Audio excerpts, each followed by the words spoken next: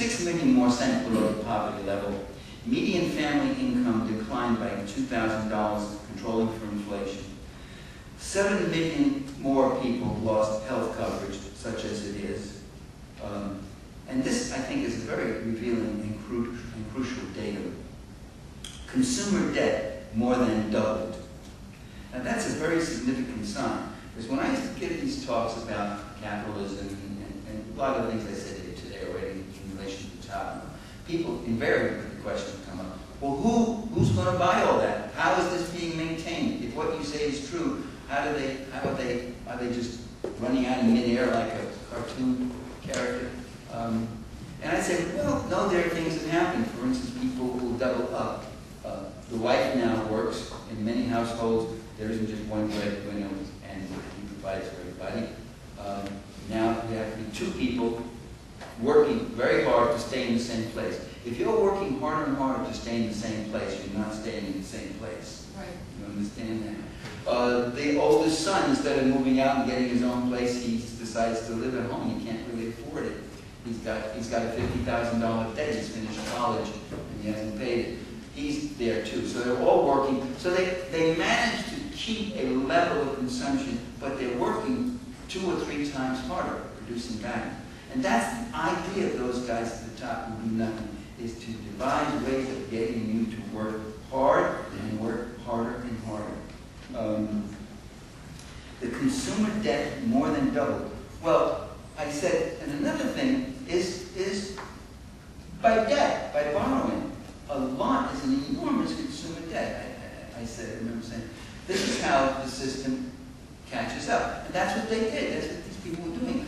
Overproducing, overcapacity, underpaying, and then giving you credit cards to buy this stuff here that you want.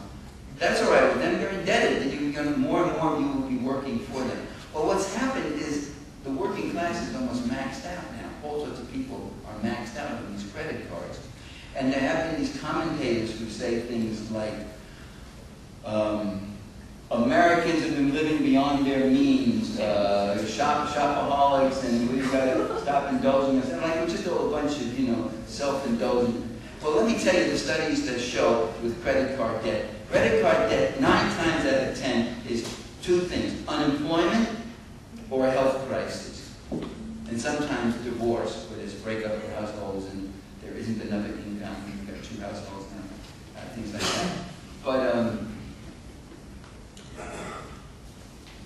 don't blame the victims for what goes on. Okay.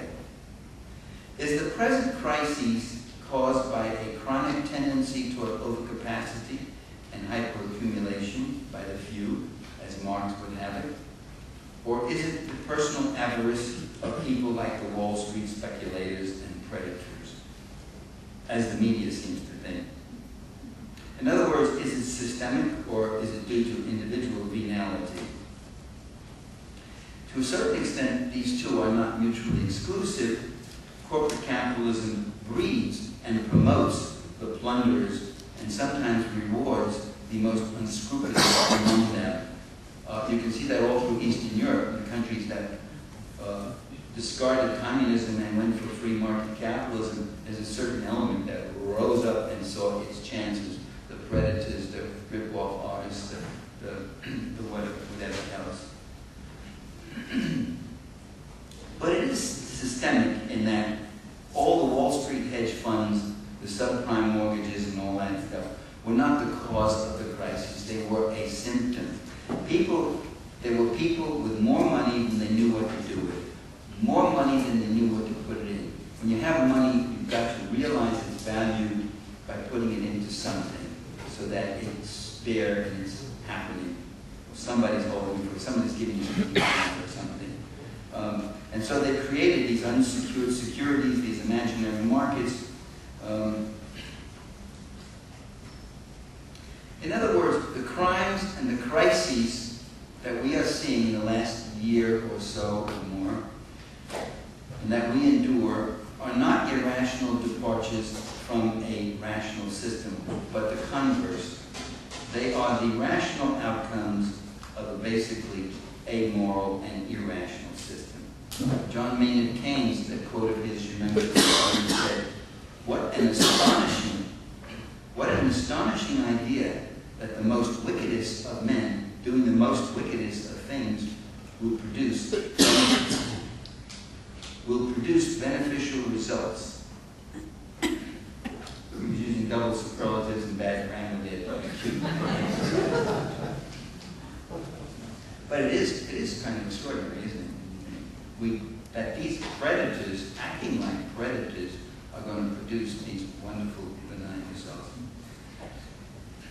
Is the system irrational? It's a very rational system in terms of what its goal is, its purpose, and its single-mindedness, which is to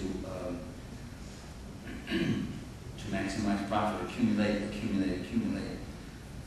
Marx thought it was a ruthlessly rational system that demystified and shattered the Dark Ages and built whole sciences, but it becomes irrational in its social relations. And we can also add an irrational in regard to the environment, treating the environment as limitless and as disposable. That's a very irrational thing, because, ultimately, even the Mellons, Morgans, Rockefellers, Gates, and the other multi-billionaires, even they live in this environment to some degree. Now, Keynes made a very interesting observation once. He said that crisis and crash were not exceptional, but they were the common mode. In other words, put it in this language I'm using now, the irrational is a norm. In the late 1780s, you had debtor rebellions right after the American Revolution, monetary crises, then the Panic of 1792, the Panic of 1809 that lasted for several years, the Panic of 1819, the Panic of 1837.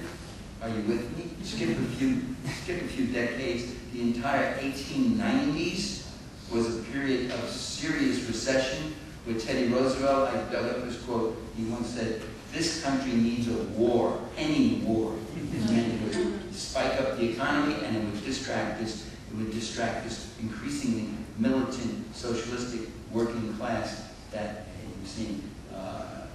This is what we need, and this is what we got to do. And in the 20th century, what do we have in the 20th century? Wars, recessions, inflation, investor panics, depressions, massive deficits, bubbles and bailouts. Hardly a normal year with the free market.